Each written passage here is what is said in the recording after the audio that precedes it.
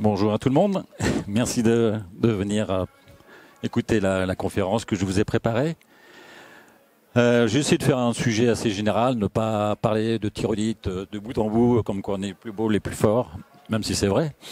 Voilà, je vais vous parler de la fabrication d'outils et les différents aspects pour pouvoir y arriver avec de la bonne qualité. Un petit film d'abord.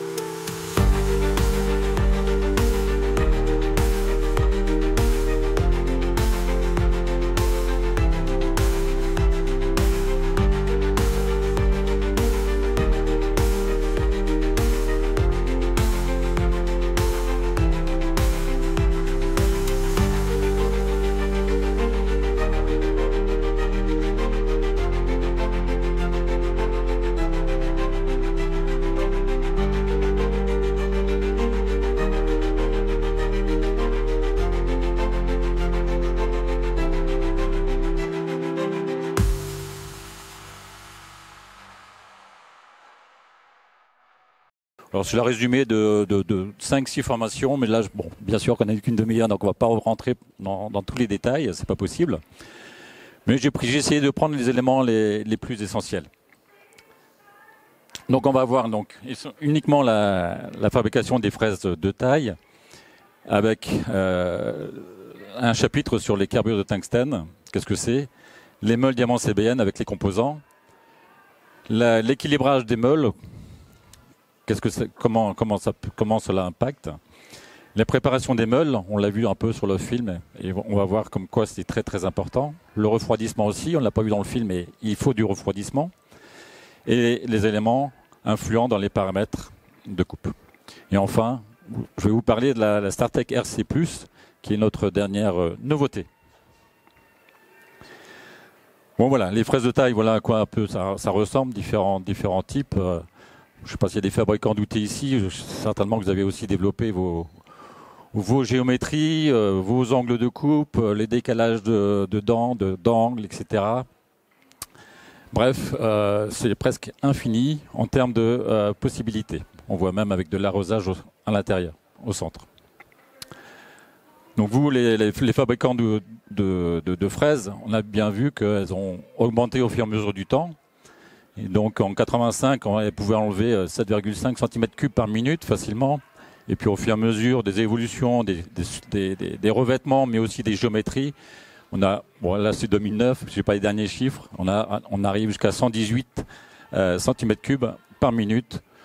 J'imagine qu'aujourd'hui on est bien au-delà, donc vous avez fait 15 fois mieux avec l'évolution des outils que vous avez pu concevoir, vous les fabricants de machines.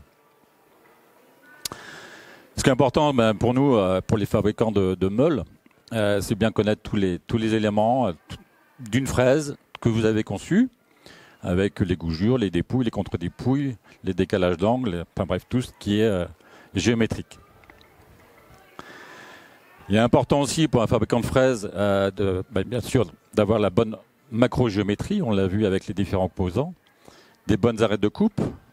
Le sujet de la rugosité est important aussi. L'intégrité de la matière Et bien sûr, c'est bien de faire des superbes fraises, mais il faut les faire à un prix le plus bas possible, donc amener de la productivité. Donc en macrogéométrie, c'est les diamètres, les longueurs, angle d'hélice, angle de coupe, de dépouille, les profondeurs de gougure, les qualités des pointes, la longueur de coupe, les diamètres de queue, et la rectitude, les concentricités, tout ça, bien sûr, il faut que ce soit, en termes de macrogéométrie, parfait. Les arrêts de coupe, il faut que les arrêts de coupe soient vives, et plus on grossit, plus on s'aperçoit, on voit toujours des défauts, donc c'est bien de vouloir grossir, mais attention, on voit des choses qui font peur parfois. Ce qui est important aussi, c'est de préparer les arrêts de coupe. On s'est aperçu que d'avoir des arrêts de coupe trop vives, finalement, ça amenait une certaine fragilité, qu'il fallait aussi préparer, arrondir les arrêts de coupe, que ça apportait de la longévité dans les outils. Et puis, dans certains cas, on a besoin d'avoir des états de surface excellents, notamment pour l'usinage de plastique, où le copeau doit glisser sur la gougure. Et aussi sur la surface de dépouille, c'est aussi important. Donc, dans certains cas, on a besoin de faire du polissage sur les fraises. C'est bien d'avoir un outil qui soit parfait d'un point de vue géométrique et un bon état de surface. Par contre, lorsqu'on le fabrique, il faut faire très attention à ne pas le chauffer pour garder toute l'intégrité de la matière, qui ne soit pas source d'amorce de rupture. Et lorsque la fraise va être utilisée, qu'elle casse au bout de quelques pièces seulement. Donc c'est un critère aussi important pour les fabricants d'outils, bien sûr.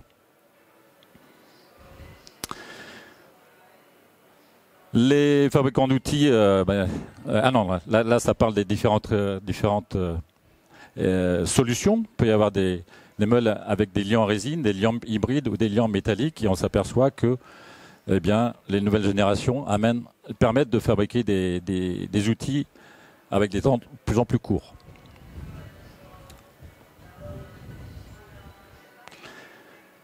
Voilà, concernant l'outil dans ses généralités, on va parler du carbure de tungstène. Pourquoi le carbure de tungstène? Donc, qui est généralement un matériau qui est choisi pour la fabrication des outils.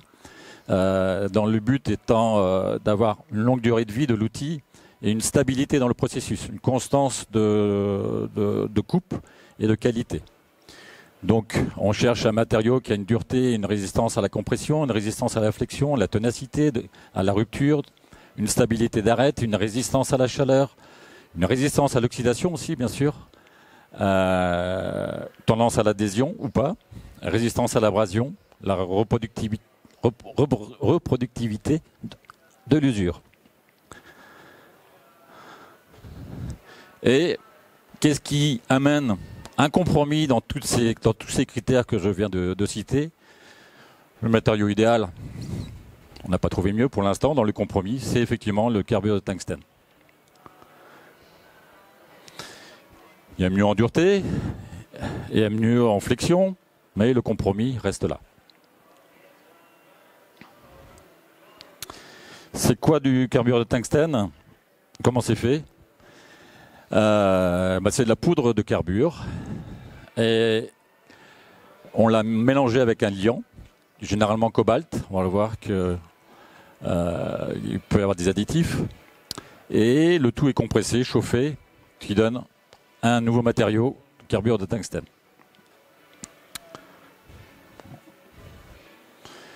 Les particules de carbure apportent la dureté, la résistance à l'usure et le liant apporte la ténacité.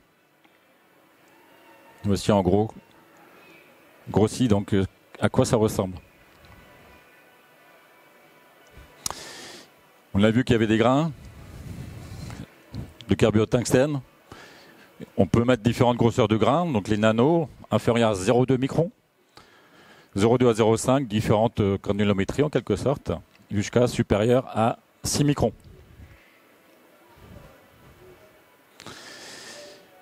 Comment on choisit la grosseur du grain et la teneur de cobalt, de liant, en fonction de ce qu'on va rechercher sur le carbure de tungstène. Si on cherche la dureté, on va mettre moins de cobalt et on va mettre des micro-grains, les grains le plus fins possible. Si on cherche de la résistance à la rupture, on va mettre plus de cobalt et des grains plus gros. Si on recherche de la résistance à la flexion, ça va être la teneur de cobalt, on va l'augmenter et on va mettre des grains plus fins. Voilà dans les grandes lignes. Et pourquoi on va chercher plus de la dureté, plus de la ténacité ou autre? Ce sera en fonction des matériaux que l'outil devra usiner. Et on va chercher en fonction de l'inox, de l'acier, de la fonte.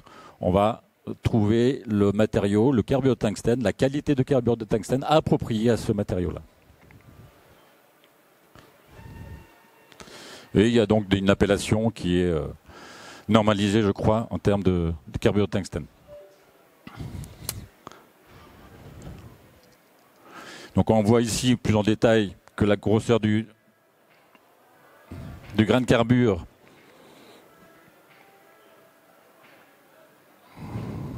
comme quoi ça influence au niveau de la dureté et la teneur en cobalt ici. Donc on peut trouver finalement avec du 0,2 par exemple différentes duretés, 0,2 microns en termes de grosseur du grain de carbure, plus ou moins de teneur en cobalt, différentes duretés. Mais on voit effectivement, on va le revoir tout à l'heure, c'est important, c'est que quand même entre un 0,2 micron pour les carbures des grains de carbure de tungstène et un gros grain, on voit qu'il y a quand même un rapport pratiquement de 1 à 3 en termes de dureté. Et on va voir comment ça influe pour la rectification, pour le taillage des gougures, notamment ici. Donc on a fait ici des tests sur différentes qualités de carbure de tungstène en mesurant la puissance. Et on a fait 1, 2, 3, 4, jusqu'à 8 gougures. Et la question c'était de voir si finalement la puissance absorbée était la même, quelle que soit la qualité de carbure ou pas. On s'aperçoit qu'au départ, la première gougure, il y a une différence entre, on voit pas les... Si. Bref, des carbures de tungstène extrêmement durs et d'autres qui sont moins durs. Et on s'aperçoit qu'au fur et à mesure des nombres de gougures qui seront rectifiés, la différence, elle va être de plus en plus importante. Ça, c'est quelque chose à bien se rendre compte pour que lorsqu'on va chercher à optimiser la rectification des gougures, de dire sur quoi on travaille et peut-être qu'il va falloir réaliser qu'il faut relativiser effectivement les objectifs qu'on va se créer en fonction du carbure de tungstène. C'est pas de dire ça doit y aller, oui ça doit y aller, mais dans une certaine mesure pour des carbures faciles et dans une moindre mesure dans des carbures plus difficiles à usiner, à rectifier. On passe sur un autre chapitre qui est l'équilibrage des meules. On me demande souvent est-ce que c'est important. La réponse est oui. Très peu le font, c'est vrai, parce que ça oblige d'acheter à nouveau une machine qui n'amène pas tout de suite une capacité de production supérieure. Donc souvent quand on aime bien investir, on aime bien avoir un retour sur investissement immédiat. Le retour sur investissement, il sera on va le voir en détail.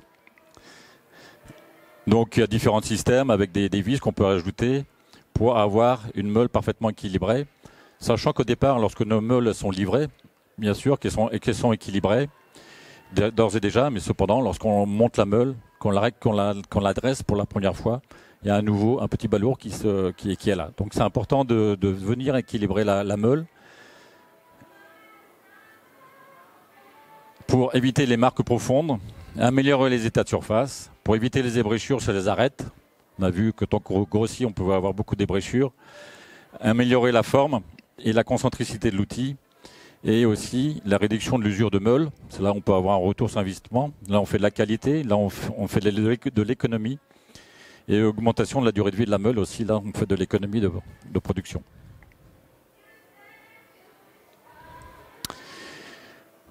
Nouveau chapitre, donc maintenant la préparation des meules diamants CBN. pour qu'une meule fonctionne bien, c'est vraiment une étape extrêmement importante. Il faut prendre son temps sur cette étape-là.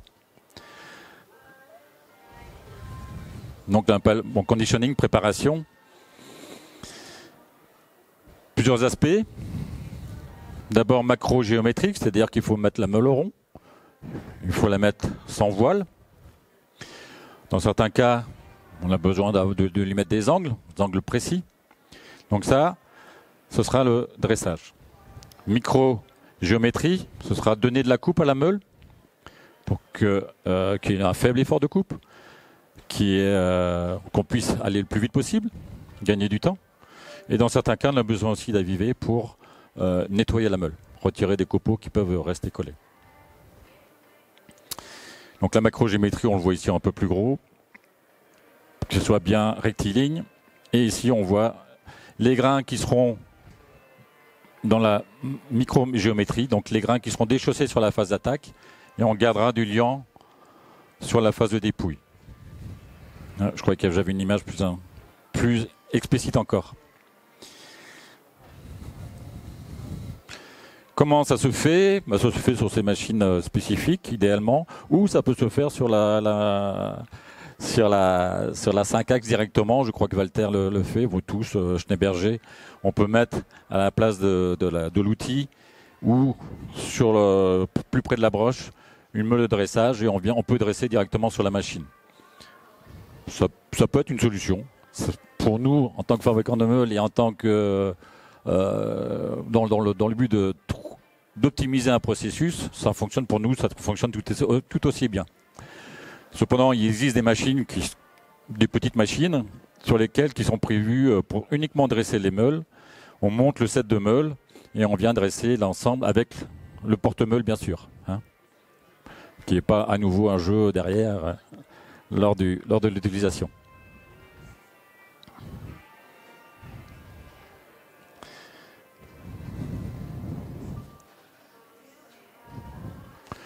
Bon, on voit différentes machines avec le projecteur de profil pour voir exactement où on en est. Il y a deux grandes solutions. Soit ce sont les meules vertes en carbure de silicium ou en oxyde d'aluminium, les meules blanches en général. Les deux amènent leur avantage et leur inconvénient. Les meules vertes, ça va plus vite. La meule derrière, elle est fermée, attention. Et donc, derrière, il faut passer la pierre d'avivage pour ouvrir la meule, comme j'ai expliqué, pour déchausser les grains sur la phase d'attaque. L'intérêt, c'est que c'est très agressif, donc c'est très rapide. En oxyde d'aluminium, les meules blanches, c'est plus lent. Il faut savoir, c'est que la meule est déjà avivée, elle est déjà prête à travailler, il n'y a pas besoin de passer la pierre blanche pour l'aviver. Donc, c'est marqué ici, donc il n'y a pas besoin de passer la pierre blanche. Et surtout, ça préserve les grains. Ce qu'il faut savoir, c'est que le carbure de silicium, il est beaucoup plus dur que de l'oxyde d'aluminium. Et sa différence de dureté fait qu'il attaque, il commence déjà à attaquer le grain de diamant ou CBN. Il commence déjà à user. Donc, lorsque c'est un gros grain, un grain 76, 64, 54, 76, 126, aucun problème. Si ça arrondit la pointe, il n'y a pas de souci. Par contre, si vous avez du D15, 15 microns, c'est pas gros. Si on commence à l'attaquer, la meule va perdre beaucoup de coupants.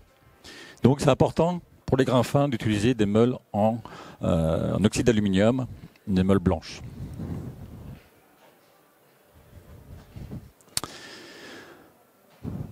On le montre ici en fonction des grosseurs de grains, voilà ce que l'on conseille. Et aussi, il y a une corrélation entre la grosseur de grains du diamant ou du CBN et la grosseur de grain de la meule de dressage. Il faut effectivement, ce qui est assez courant encore, c'est du 6 ou 15, mais effectivement, il faut plutôt un grain 400 et un grain 800 pour venir dresser les meules. Pourquoi? Parce que la meule qui va dresser, les grains de cette meule-là, en oxyde d'aluminium, il va venir gratter le liant entre deux grains. Et lorsque c'est un grain fin, les grains sont extrêmement rapprochés.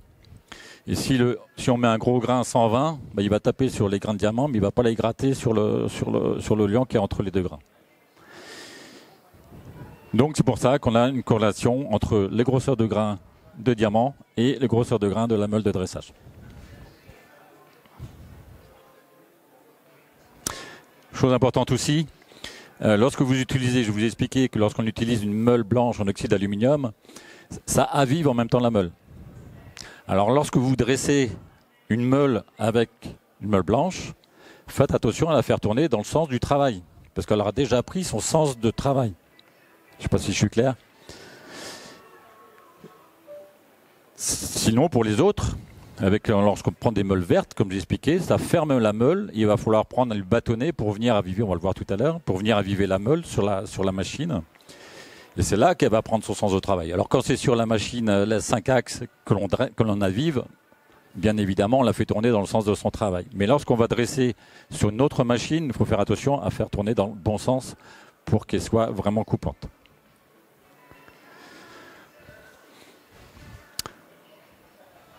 Dans quel sens est-ce qu'on travaille pour le dressage en avalant ou en opposition? En opposition, c'est plus rapide. En avalant, on a une précision de profil plus importante et ça permet d'avoir des angles plus vifs aussi. Il faut toujours garder le contact entre la meule que l'on veut dresser et la meule verte ou la meule blanche qui sert à dresser. Donc ne pas ressortir de la meule, tout simplement, c'est que si on ressort avec les efforts, les contraintes, on va venir sur le champ ici et on va arrondir les angles ici.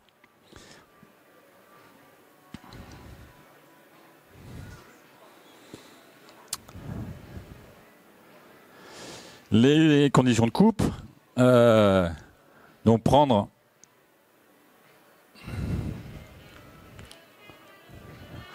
voilà, vitesse de la meule de dressage, la blanche ou la verte. 15-20 pour les bauches. La meule diamant ou CBN qu'on veut dresser, 8-13 mètres secondes. Un fabricant de machine me disait il y a un rapport de 3. Il suffit d'avoir un rapport de 3, vous mettez 15 et 5 et on doit être dedans. Donc la profondeur de passe, 3 centièmes, 5 centièmes, vous pouvez y aller.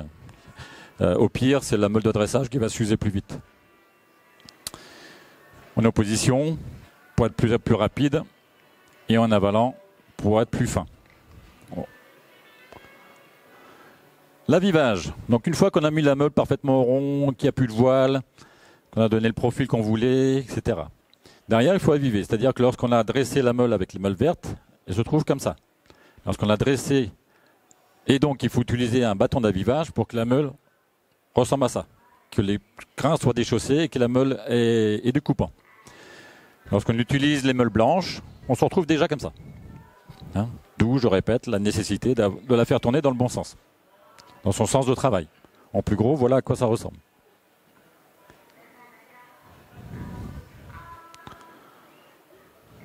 Donc on voit le grain, on voit le liant. Pour l'avivage, donc c'est des petites pierres, vous pouvez voir dans notre vitrine de notre stand, hein, les petites pierres d'avivage blanches. Vous la trempez dans l'eau et vous venez soit manuellement, c'est souvent fait comme ça, contre la meule. Au début, ça rentre doucement, puis à partir du moment où la meule commence à trouver son coupant, ça rentre comme dans du beurre. Vous allez encore un petit chouïa et la meule est prête à travailler.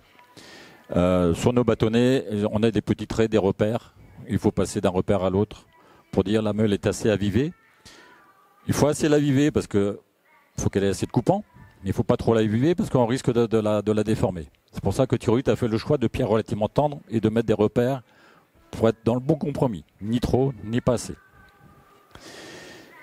Idéalement, c'est de fixer la pierre sur la machine et de descendre sur la pierre parce qu'on n'aura pas l'aléa du mouvement qui fait qu'on peut redéformer la meule ou les faire perdre la concentricité. On descend à 50 mm par minute et ça se passe bien. La meule est prête à travailler. Après, bien sûr, qu'il y a l'essence de travail pour éviter de redéformer ce qu'on a réussi à mettre en place au moment du dressage. Ce qui est fait dans les grandes productions, c'est qu'on met un grand bâton de grande pierre d'avivage que l'on a serré dans une sorte d'étau, tout simplement. Et toutes les 10, toutes les 20, toutes les 50 pièces, 50 fraises, on vient aviver la meule. C'est-à-dire qu'elle n'a pas perdu sa cote, elle n'a pas perdu sa géométrie, mais elle peut perdre un petit peu sa coupe. Donc venir aviver de façon fréquentielle, alors là c'est empirique, hein, c'est-à-dire que au début c'est manuel, hein, vous repérez, vous voyez la puissance absorbée qui peut augmenter, et puis là dit bon bah ok, il va falloir que j'avive si je veux ne pas casser mes barreaux, perdre l'intégrité de la matière comme j'ai expliqué au tout début. Donc ça peut être une solution très très efficace pour être sûr d'avoir une qualité de fraise du début jusqu'à la fin d'une série de 100, 200, 500 pièces. Un élément extrêmement important aussi, qui vient réduire les frictions entre les grains et la pièce, réduire les frictions entre le liant et la pièce, la dissipation de la chaleur, c'est extrêmement important, le nettoyage de la meule, de la pièce, l'évacuation des copeaux, et la protection de la corrosion pour la machine, mais aussi pour les pièces. Donc il y a vraiment beaucoup d'intérêt pour d'apporter du lubrifiant. Différentes solutions au niveau des buses. Les patins de décrassage, on ne voit pas beaucoup dans les fabricants d'outils. Du type Grandex qui fabrique ce genre de dresseur de buses très spécifique. Il peut avoir plusieurs rangées d'aiguilles comme ça et rectifier pour donner la forme à la pièce. Et là, ça, c'est un plan de tyrolite. Et ça, on voit beaucoup chez les fabricants d'outils. C'est pas ce que je préfère. Ça bouge beaucoup, c'est jamais au bon endroit. Il en existe maintenant en métallique avec des vis pour les bloquer. Je trouve ça pas mal. Pourquoi pas avec les 3D si vraiment vous avez une très grande série à faire. Vous êtes sûr d'avoir la buse optimum. Là, on parle comme dans un livre. Hein, voilà ce qu'il faut faire dans l'idéal. Et je sais très bien que chez les fabricants d'outils, c'est pas si simple. On n'a pas du tout cette configuration. La meule parfois est travaillée ici, après elle peut travailler là, après elle peut travailler sur l'opposé. Alors je mets où ma buse? Bon. Mais bon, on va le voir tout à l'heure. On en met partout. Mais pour chacune d'entre elles, idéalement, ce serait d'avoir cette position-là. Il faut venir tangenter la meule légèrement vers elle et pour venir couper un film d'air qui va être ici. Aussi, il faut être le plus près possible du lieu de coupe. Et l'objectif, c'est d'avoir un flux d'huile qui vienne à la même vitesse de déplacement que la meule. Là, on parle comme dans un livre, hein, c'est facile à dire, pas si facile à faire. Mais voilà ce vers quoi il faut tendre. Et je sais très bien que c'est pas si simple sur les machines. Maintenant, voilà, faut essayer de tendre vers cela. Et si on le fait ou pas, plus ou moins bien, eh bien, on peut même travailler à sec. On croit qu'on arrose, ça éclabousse de partout, on est content, mais au final, on travaille à sec. Et après, on se dit, tiens, ma meule ne tient pas sa forme. Ah, mon outil, il a chauffé. Ah, ben, j'ai un client qui m'a rapporté un outil cassé, je comprends pas. Pourtant, j'avais bien arrosé. Ouais, il y a arrosé et arrosé. Hein. Donc, vraiment bien veiller à cela. Sachant que quand la meule tourne vite, il y a un film d'air qui se crée autour de la meule et qui a tendance à faire dévier le jet, même si il commence à avoir un peu plus de vitesse, un peu plus de débit. Ça peut ne pas être optimal. Et l'idéal, c'est ça. C'est lorsqu'on a vraiment un flux d'huile, de lubrifiant qui va à la même vitesse que la meule va entraîner le lubrifiant avec elle. Et là, quand on arrive là, ça y est, on a atteint l'optimum en termes de lubrification. Et on est sûr et c'est comme ça qu'on pourra aller le plus vite possible dans les paramètres de coupe, que l'on pourra moins déformer, donc dresser moins souvent, et donc produire des outils le plus vite, donc le moins cher. Là, c'est vraiment un sujet sur lequel il faut s'attarder si on veut chercher la performance. C'est bien d'avoir la super meule, mais si on s'y attache pas, ça donnera de moins bons résultats. On voit ici, il peut y avoir 30% de différence en puissance absorbée entre 100 litres par minute avec 8 bars, donc du débit et de la pression, et seulement 60, mais ce qui est déjà pas mal, hein, et 6 bars, ce qu'il y a bien souvent sur les CN. il y a 30% de puissance absorbée en différence.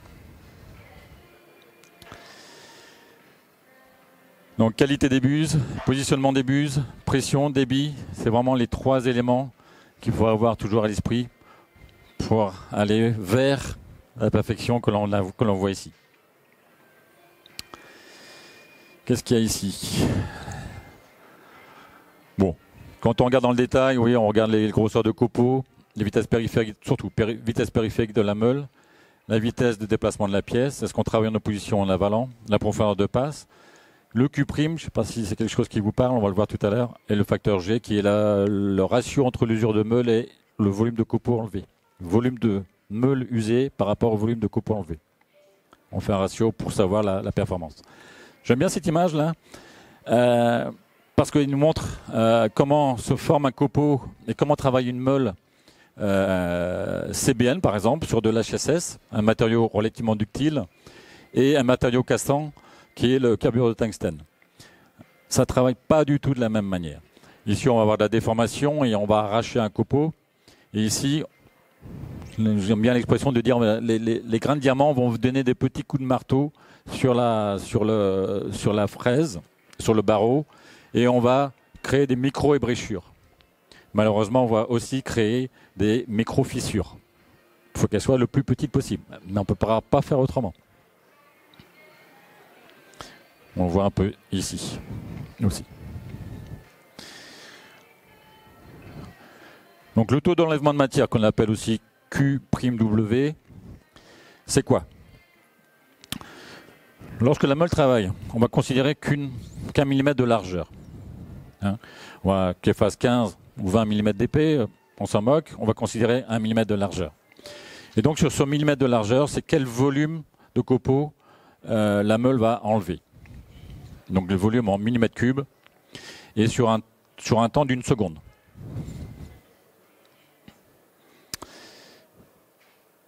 Là, on voit un outil gauche-droite, c'est relativement simple. On le voit, donc c'est lié à la profondeur de passe et c'est lié à la vitesse d'avance du barreau. Comment on le calcule? C'est pas compliqué. Q'W, c'est la profondeur de passe multipliée par l'avance. Comme on parle souvent l'avance est en millimètres par minute, on divise par 60 pour avoir le temps en secondes. Je vais un peu vite, mais j'espère que ça vous va. Et c'est comme ça que vous retrouvez sur notre catalogue des valeurs de Q'.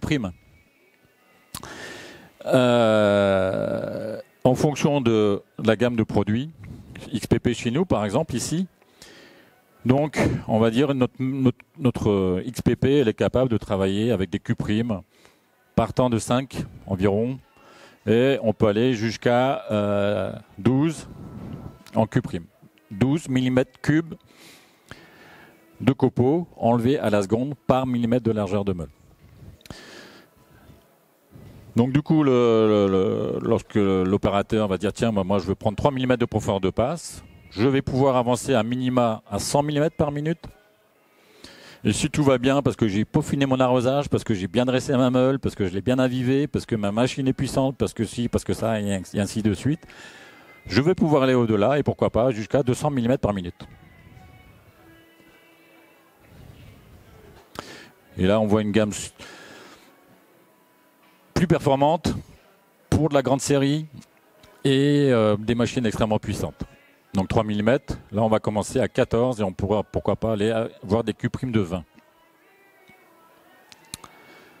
Ouais. Donc les meules. Ouais. Là on voit, donc maintenant j'arrive aux meules, donc une spécification de meule. Qu'est-ce qu'on désigne? Le type de grain, la grosseur de grain qui est en micron, la concentration, le type de liant. Il peut y avoir des liants résine, on va mettre souvent un B, quels que soient les fabricants d'ailleurs. Voilà, c'est un M, c'est pas un D. Un liant métal, vitrifié ou galvanique, donc c'est une monocouche de liant. Derrière, on désigne la qualité du corps en aluminium, ici. Et la vitesse maximum d'utilisation, ce n'est pas une vitesse préconisée d'utilisation.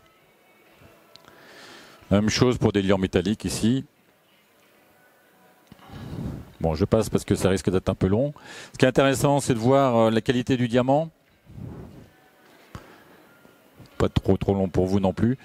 Ce qui est intéressant, c'est que le diamant, c'est le matériau le plus dur. Je pense qu'on le sait tous. Faible niveau d'énergie pour la formation du copeau, il est extrêmement coupant. Très bonne conductivité thermique. Par contre, il est très instable, on va le voir tout à l'heure, à la chaleur. Il est très résistant. Par contre, il est aussi très sensible aux attaques chimiques. On va le voir aussi tout à l'heure, notamment au niveau du carbone de l'acier. Ici, ça qui est intéressant d'avoir à l'esprit, du coup, là, quand on a compris ça, on se dit, ok, il faut vraiment que je travaille l'arrosage. C'est que le diamant, lui, dès qu'il chauffe, il perd sa dureté, mais de façon beaucoup plus rapide que les autres matériaux, que le CBN, que les meules vertes et que les grains de meule blanche, qui perdent peu de dureté à l'échauffement. Par contre, le diamant, lui, il descend vite. Donc, si on veut une meule qui tienne longtemps, on a compris, il faut arroser. Il ne faut pas qu'il chauffe. Et il faut arroser sur le lieu de la coupe. Sinon, il se dénature, il va s'user plus rapidement, la meule va perdre sa géométrie, etc., etc.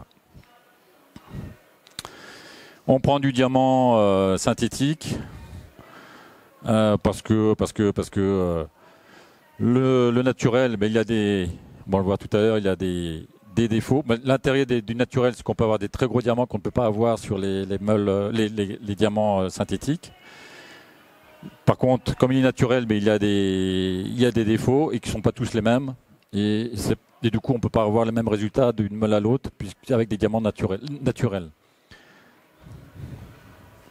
L'avantage du synthétique, voilà, c'est que c'est répétable. On pourra avoir à chaque fois les mêmes qualités de grains, la même géométrie, qu'il n'y aura pas de micro-fissures. Et donc, on sera sûr qu'une meule à l'autre, on aura toujours les mêmes résultats. Il y a différentes géométries de grains. Du coup, quand c'est synthétique, on peut faire différentes géométries de grains. Plus rond, plus saillant, en fonction de ce que l'on a à faire.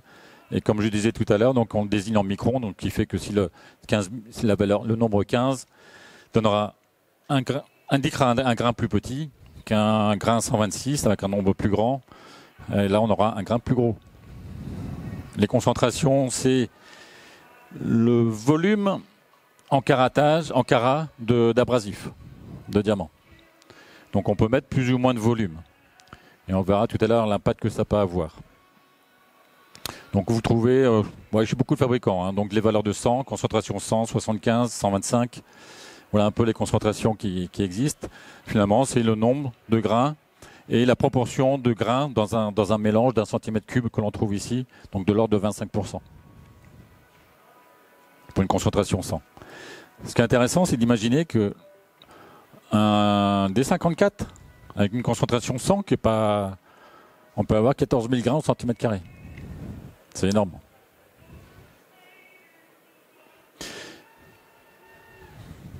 On peut jouer sur des liants plus ou moins durs aussi. Je vais passer assez rapidement. Là, je vais passer là-dessus. Comment on désigne une meule? On donne d'abord, il y a un code en fonction de chacune des formes de corps. Donc 1, 2, 3, etc. Il y a un code en fonction de chaque forme de bandeau. Et il y a un code en fonction de la position du bandeau que l'on a choisi sur la meule, pour l'avoir en périphérie, sur le flanc, sur les deux flancs, incliné vers le centre, etc. Donc, on peut prendre par exemple un corps forme 1. On va dire, tiens, on va mettre un bandeau de cette forme rectangulaire et on va le mettre sur la périphérie. Et c'est comme ça qu'on obtient une meule forme 1A1. Bon, c'est toujours les mêmes formes qui reviennent, mais c'est toujours amusant de savoir d'où ça vient. Donc si on prend un corps forme 14, c'est-à-dire renforcé au niveau de son diamètre, on prend le même bandeau forme A, on le positionne de la même manière et on va avoir une meule 14A1. C'est comme ça que ça fonctionne. Les formes 11, bandeau forme V, positionné sur l'angle, ça fait 11V9. On a différentes matières de corps. On peut avoir en acier, pour en aluminium, en alliage d'aluminium, l'aluminium avec de la résine, de la céramique, la fibre de carbone, la fibre de verre. Et Vipstar, c'est une recette spécifique Tyrolite, avec chacun des différentes caractéristiques en termes de coût, en termes de poids. Pouvoir d'amortissement, c'est ce qui est recherché. De poids aussi dans certains cas, pour pas que la broche souffre. Bref, on a tout un choix de qualité de corps.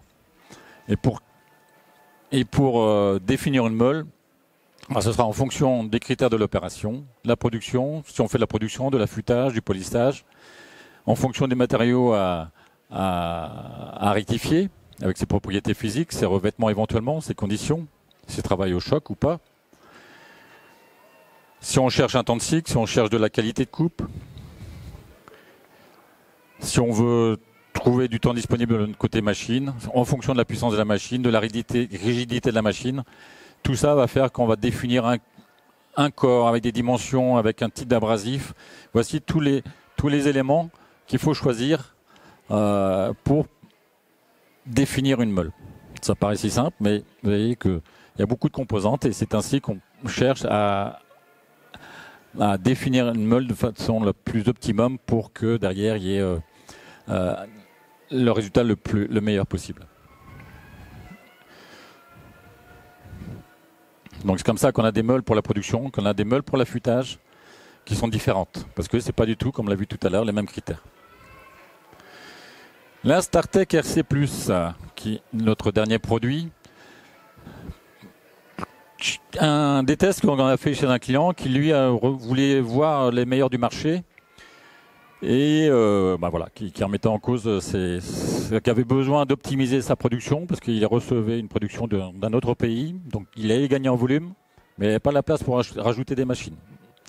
Donc, il dit je vais refaire les tests de tous les fabricants de meules et puis on va voir qui va me permettre d'avancer le plus possible. Donc, il a défini lui-même un test type où il voulait avancer de façon presque déraisonnable à 350 mm par minute, faire tourner la meule à 18 mètres secondes en prenant un barreau diamètre 10, longueur 195, etc. Et de faire 11 passes de 3 mm et après de voir ce qui se passe. Et c'est ainsi qu'on a vu que différentes meules se comportaient de façon différente, c'est-à-dire qu'on pouvait avoir dans les mêmes conditions des usures différentes. Alors c'est intéressant parce que c'est un peu l'image publicitaire qu'on veut faire, nous, à chaque fois. Finalement, là, c'est le client qui l'avait faite, en nous montrant finalement que notre meule n'avait pas bougé, qu'elle avait pris un rayon mais qu'elle ne bougeait plus, et que d'autres, nos confrères, avaient des formes de meules qui se perdaient au fur et à mesure. Et puis, il y a une qui ne l'avait pas perdue, mais malheureusement, elle était tellement dure qu'elle a cassé les barreaux. Donc on est très heureux de voir ces résultats, d'autant plus que en prenant ici 3 mm 0,5 pardon, en profondeur de passe, en avançant à 280, ce qui était très intéressant, entre le premier et le dernier barreau, c'était toujours la même puissance absorbée. Ça, c'est extrêmement intéressant lorsqu'on veut faire de la grosse production. Et que la température évoluait très peu. Donc ça aussi, c'est un point fort. Et on obtenait donc un Q' de 14, ce qui est énorme pour ce genre d'opération. Ce qui m'a permis d'être le premier. On l'a vu dans d'autres pays, on a fait d'autres essais aussi, ça s'avérait très très concluant. Et c'est comme ça qu'on peut dire que notre meule a vraiment une très faible usure de profil, permet des temps de meulage les plus courts. Il y a des forces de coupe, donc puissance absorbée bien inférieure à bien des confrères, donc faibles, même par rapport à notre précédente génération, qui sont aussi faciles à dresser, parce que parfois c'est pas problématique dans certaines qualités de meules, donc facile à profiler, à dresser ou profiler, ouais. Et tout ça maintenant, on a mis ça en stock depuis février, et voilà, on essaye de le faire connaître à un maximum de monde pendant ce salon pour dire on a vraiment une meule de grande qualité qui va permettre à nos clients de travailler beaucoup plus vite avec une qualité constante pour des petites séries ou des plus grosses séries. Voilà. Même film pour dire quand on étudie bien les sujets, on essaye de faire comme dans les films, que tout se passe bien. Donc bien préparer la meule, profiler, c'est extrêmement important.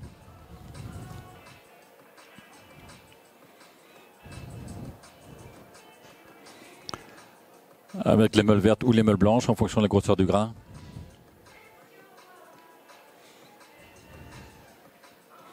Bien aviver avec les repères qu'on peut voir ici. 50 mm par minute en plongée.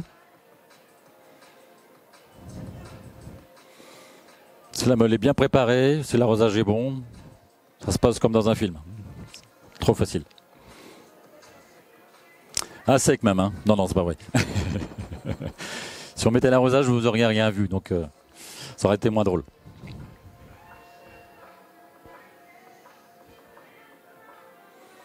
Voilà, merci beaucoup pour votre attention. J'espère que vous avez appris des choses. Et puis, s'il y a des questions, n'hésitez pas à revenir vers moi. Je n'ai peut-être pas toutes les réponses, mais j'essaierai de les apporter.